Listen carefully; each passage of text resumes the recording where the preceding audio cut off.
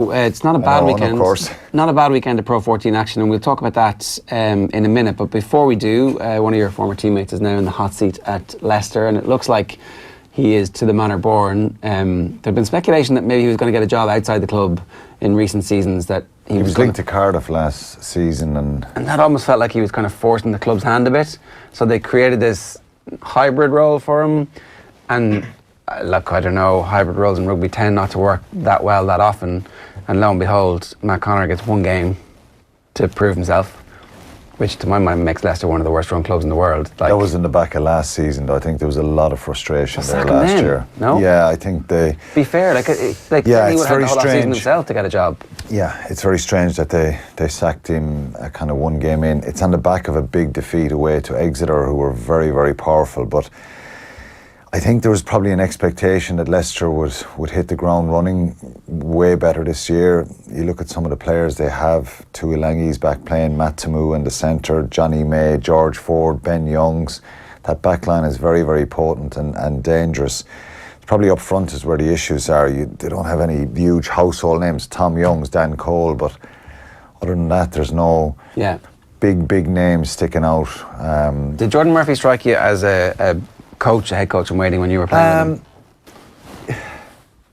I'm not sure he struck me as a head coach, but he was very, very intelligent and very vocal for a young player. Even when I was in there, and when he was younger in the Irish squad, he was always very vocal and very intelligent around ways to attack, and quite vocal when you're going against one team and you're on his side or whatever. So.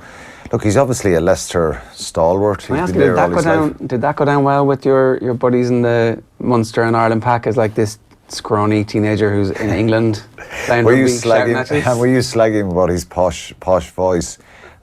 Being from... Everybody from Kildare sounds like that. What are you talking about? Yeah, so we always like... John Hayes used to give him an awful time about the posh voice and the marbles in the mouth.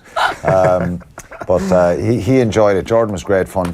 Always a very popular member of the squad. Got on really well with everyone. So it's not a surprise, except the coach, Eddie, at the time. So it's not a surprise that, he was always big into his skills and really naturally gifted as well. It's a big job, big boots to fill there. He's gone in as interim coach. Will they go for somebody else? Will he stay there? If he gets a couple of results, suddenly he's the saviour. But it's a club with so much tradition, history, and it hasn't been great in the last couple of seasons. You look at Munster last year, going over there, beating them, walloping them in Thomond Park, not getting out of the group again for Europe and stuff like that, and they finished fifth in the Premiership. So it's probably it's not good enough for a club of that size. Internally, they're probably the board look and say this is not good enough for a club of our history, and so it's a bit of a mess. And that's the best time to be going into a place, though, right? Yeah, so it can only get better. So if there's a couple of results go bad for him the next couple of weeks, well, they'll say it's a bit of time, and it's kind of like. But if he gets some good results, they play Newcastle this weekend. It's ironic. An old Leicester stalwart, Dean Richards, is going to Newcastle for Jordan Murphy's first game. But there's a number of people been linked with the job, and one of those was Ronan O'Gara. He seems to be linked with a lot of jobs now. He's linked with the Scarlets job as well.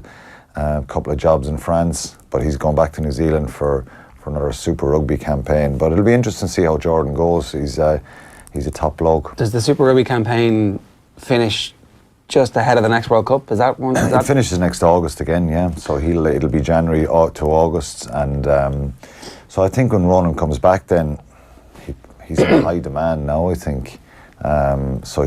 If he has a good campaign again, it'll only enhance his reputation. But there's a lot of Irish coaching abroad now, and Jordan I was just about Murphy, to say, it's almost becoming a template at this point for success. Yeah, and I think it's the downside for Jordan is he's never had a head coach job outside of Leicester, and that's where I think Ronan has been in that position to go to Paris now, then to go to the Crusaders, where he's kind of building up that experience and probably waiting for the right job. There's for and against there that you might miss an opportunity and you have to take a chance somewhere.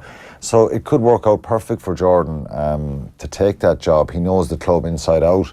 But there is a lot of Irish guys. We spoke about Mike Prendergast, Paul O'Connell, Bernard Jackman, Mark McCall, David Humphreys is Johnny Beller in Gloucester. All of a sudden we've got loads. Afraid I'm leaving out someone, I probably am.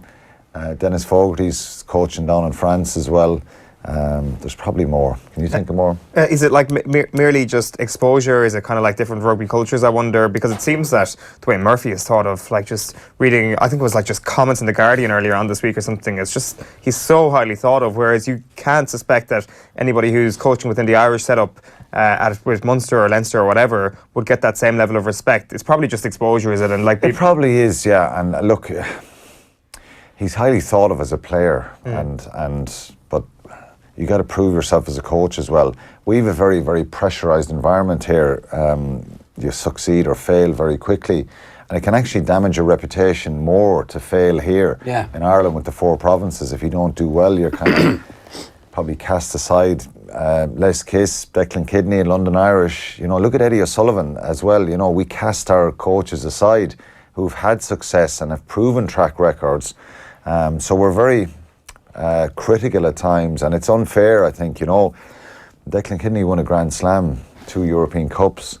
Would he struggle to get it? He struggled to get a job here with one of the provinces if he wanted it, because, and you look at Eddie O'Sullivan, his success with Ireland. So Les Kiss is kind of tainted after the Ulster thing, after being involved in a Grand Slam with Ireland. So it's I think it's unfair in a sense, but it's probably because it's smaller and there's less opportunities. You can jump around in France to different clubs. You have a bad season with one team, you get the sack, you get head coach job in another club very quickly. You've got to leg it, we know, but just very briefly, we talked a good bit of detail about Conor Murray on Monday. Munster have kind of come out with a holding statement that's like, none of your business, stop asking us questions. It's going to be a while probably before we see him, and that's the right thing. Yeah, I think we mentioned this, and I think the reason is because they don't want to kind of pin themselves down to he's going to be 6 weeks, 8 weeks, 10 weeks, whatever.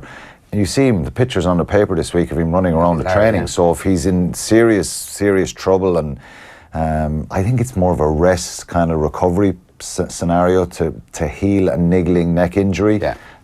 He got an injection there, and it's just stay out of contact for a couple of weeks. So I think the signs are good. I was delighted to see him run around in training. So Jaco Taute is back as well from against Glasgow tomorrow night. And suddenly there's depth everywhere. Yeah, they have depth. They're waiting on Chris Farrell to come back. And look, it's going to be that's a really tough one for Munster going to Glasgow.